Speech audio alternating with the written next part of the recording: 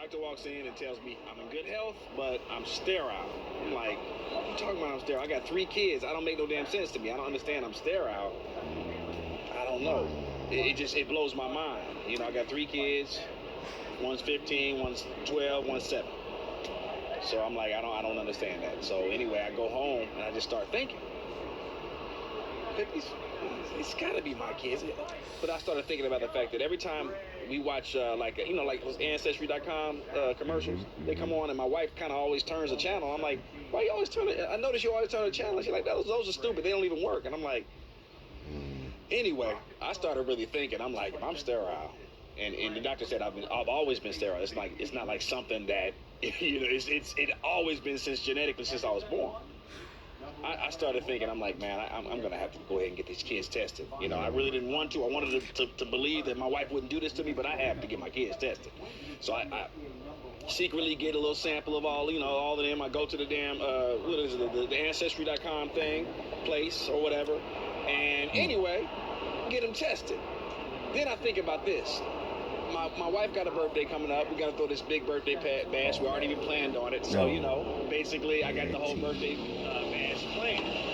And then basically what happens is I get all of our families there, birthday bash. I get the popular mixologist in town. Chief of police comes because he works with my wife sometimes at our company. So chief of police. This whole big thing, because I want to make a big splash. It's a birthday, you see? So what ends up happening at a certain point, we bring the big birthday cake out. You know those big birthday cakes you see on the movies? Got one of those big ones. And then I had a woman come out, and she hold up the sign that said, "You lying bee." And it blew everyone's mind. It blew her mind. What is this about? What is this about? And I was like, you know what? No, this is about? It's about the fact that this mixologist is his son. Hey, look, meet your daddy right here. I straight up had to tell him, this is your dad. Chief police, hey, this is so 15-year-old mixologist, that's his daddy. Chief police, 12-year-old, that's his daddy. And I mean, I was hurt. I mean, I was so hurt. I decided I just had to sleep in my car, man. I couldn't be in this house. I couldn't be around her. Just all these lies. I mean, I've been raising these kids for 15 years. There's no way they're mine. They're not. I'm sterile. So basically, I just, I'm in my car, sleeping in my car, going to work, doing the normal thing I do, and I just was, running into different issues and felt the need that I needed to go. I really needed to go back to church. I just really wanted to do that, and was getting some good, like the preacher and a lot of different people were giving me some good advice and some good guidance, kind of helping me to understand that it's not the kids' fault.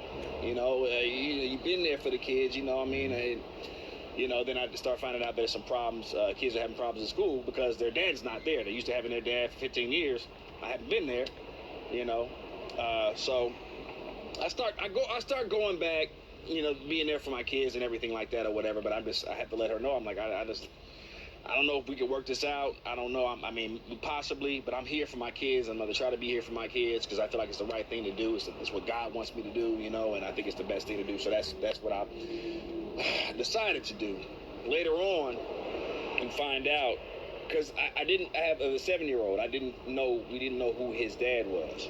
So basically, after a certain amount of time with the Ancestry.com, like other people will get tested and everything like that or whatever. And then I got an alert from the email alert. And I'm like, really? So we kind of find out that it's this NBA Hall of Famers. I'm like, I was tripping. I'm like, this can't be the case. I go and ask her. I'm like, who's his dad? She's like, yes, that's his. I'm like, because my son. I mean, man, my son, he could ball. He could ball, and I ain't got no athletic skills, But yeah, I mean, the thing is, me and my wife are still trying to work things out. I moved back in, but I'm not. We ain't in the same room, Luckily, we have multiple rooms. I'm there for my kids, even though they're not my kids, but they are my kids. I mean, I'm there for my kids. I'm the only father they know. So I've been doing the best that I can with this whole situation. Pray for you.